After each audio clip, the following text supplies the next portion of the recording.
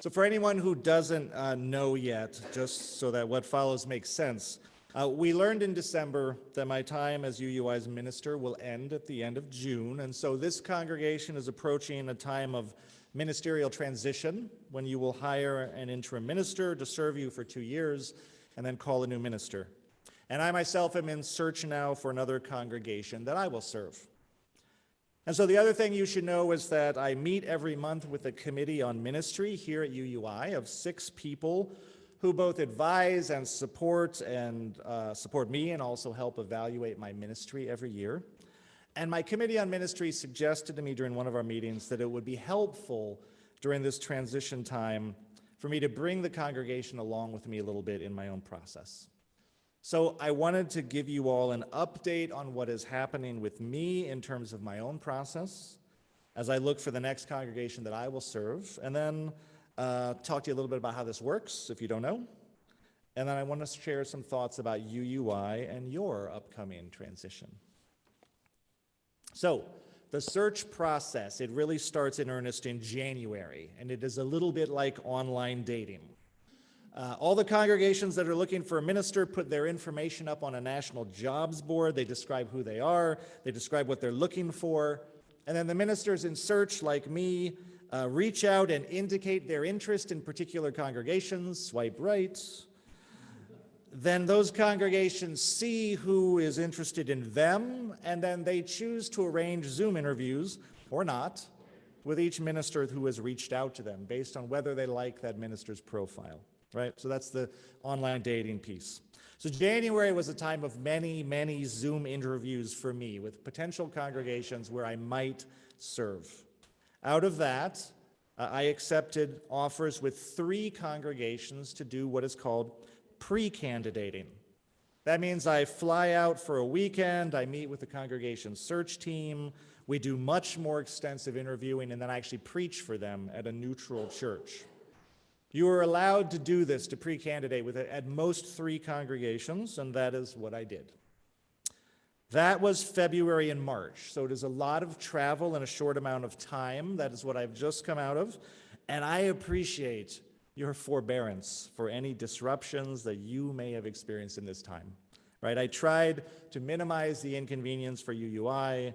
I am sure I was not entirely successful. And so I thank you for your graciousness about that. This part of the process is also very hush-hush and confidential. So if you have asked me about it, my answers have probably been very, very vague, because I am required to be very, very vague. So with the pre-candidating done, we are fast approaching what is called offer day. On March 30th at noon Eastern time, I will be waiting by my cell phone like it's NFL draft day. And I will get on that day somewhere between 0 and 3 offers from the congregations that I have pre-candidated with. And I can accept, of course, at most 1 of those offers. Now, this is not yet a job offer, heaven forbid, that would be too easy. It is an almost job offer.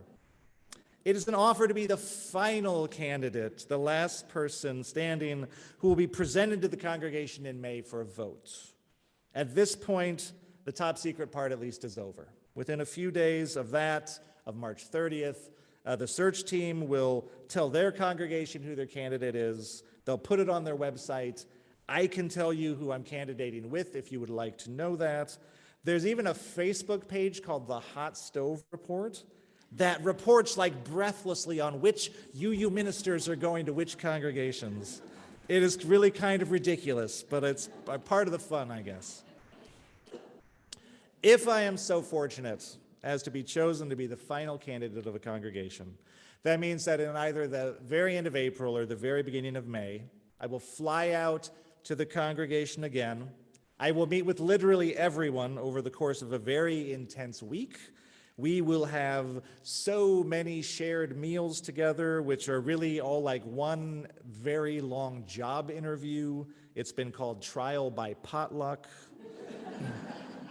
I will preach for them 2 Sundays in a row, and then on the second Sunday, immediately after I've given my second sermon, I will be like whisked away to a secure location by the search team, and the congregation will vote to call me or not. A successful vote requires a minimum of 90% yes. almost always, the search team has done their job well. The candidate really is a good fit for the needs of the congregation, and the vote succeeds. But about once every other year, a congregational vote does not meet the threshold, and a candidate is not called. It just happened last year. So it can happen. Nothing is settled until that final vote the congregation decides. So I have a lot of feelings about this, as you can imagine, because it's a lot, and it's a big deal, and how this goes will have a big impact on what the next who knows how many years of my life and our family's life will look like. My wife, Suzanne, the Director of Lifespan Religious Exploration here at UUI, is also looking for her next position as a religious educator. So that's another moving piece that we're managing. You all have been very kind in your expressions of concern. We have a lot of support in all of this from the UUA, from colleagues, from friends and family, and it's a lot, and we're okay.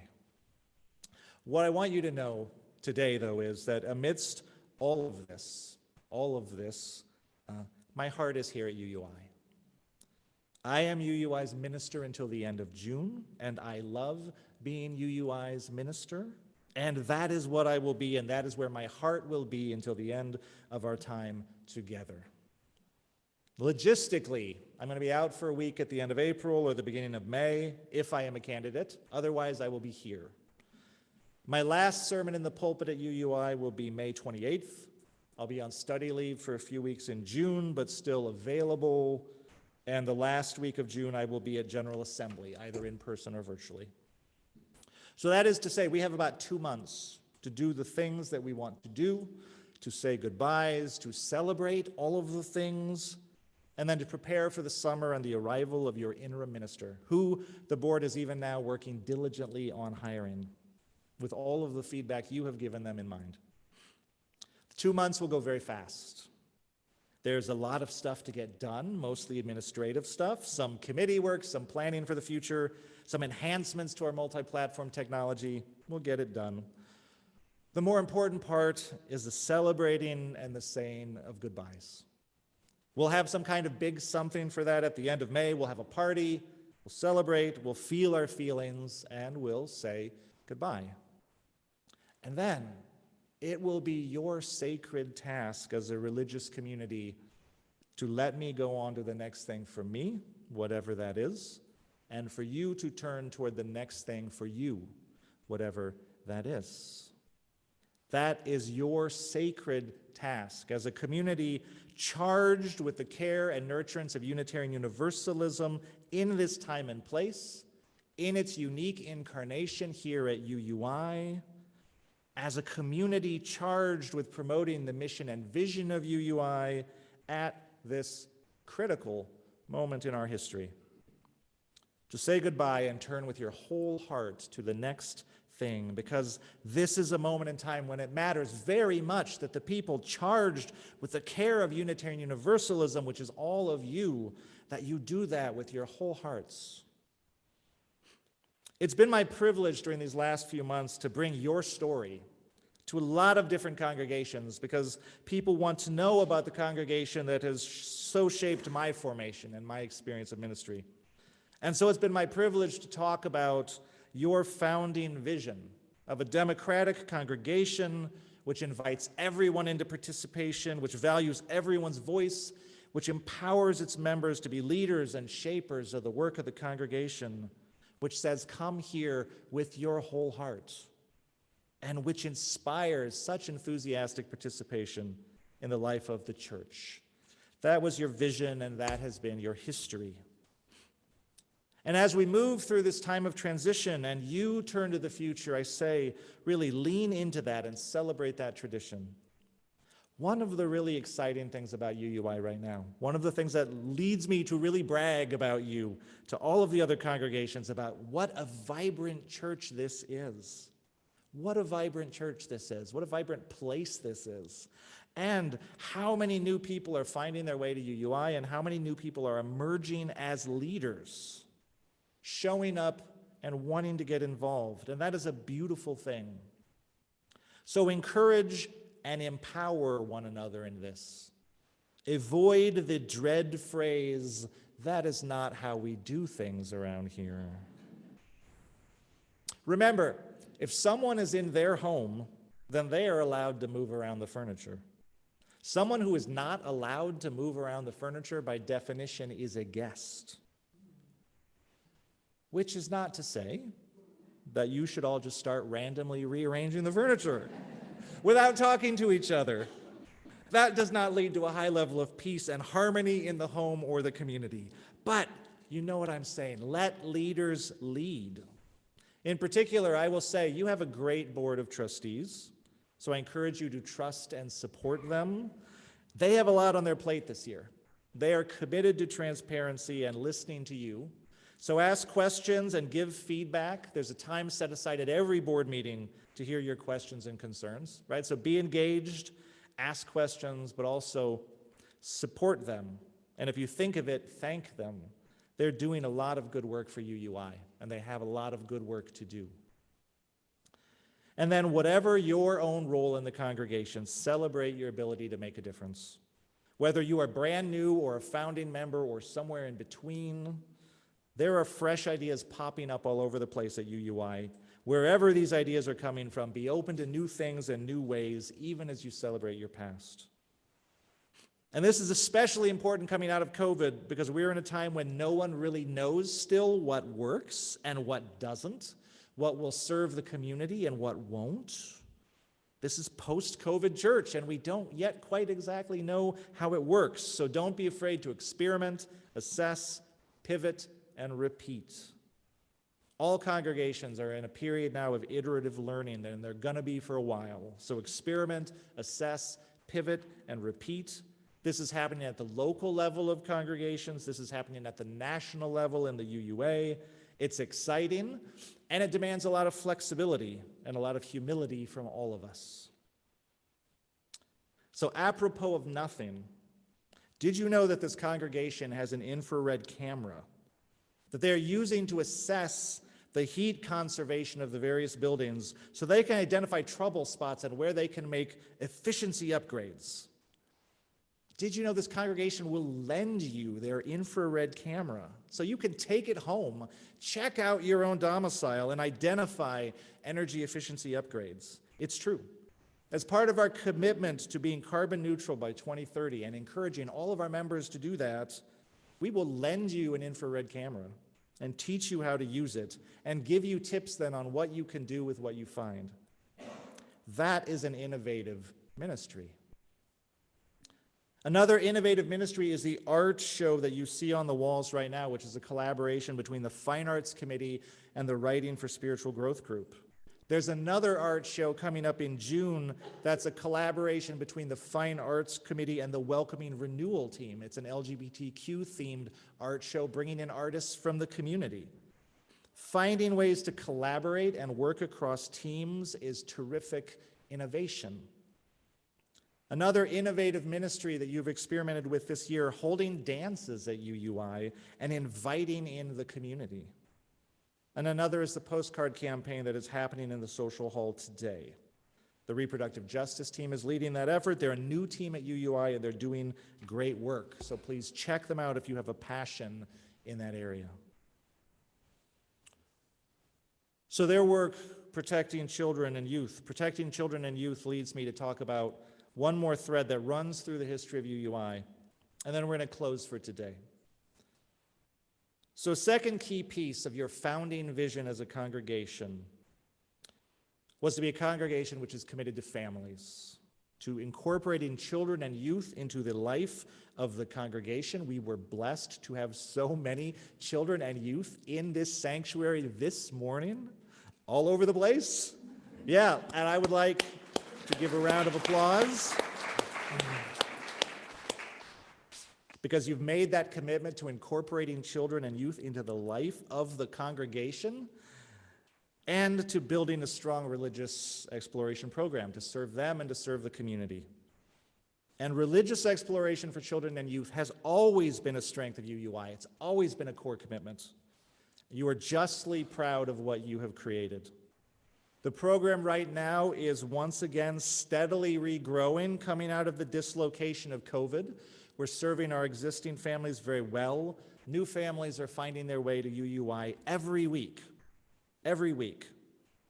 This is very definitely a time of experimentation in religious education programs as we try to figure out how best to support families, and families try to figure out how best they can be supported, because they don't necessarily know. But there is something really good happening here.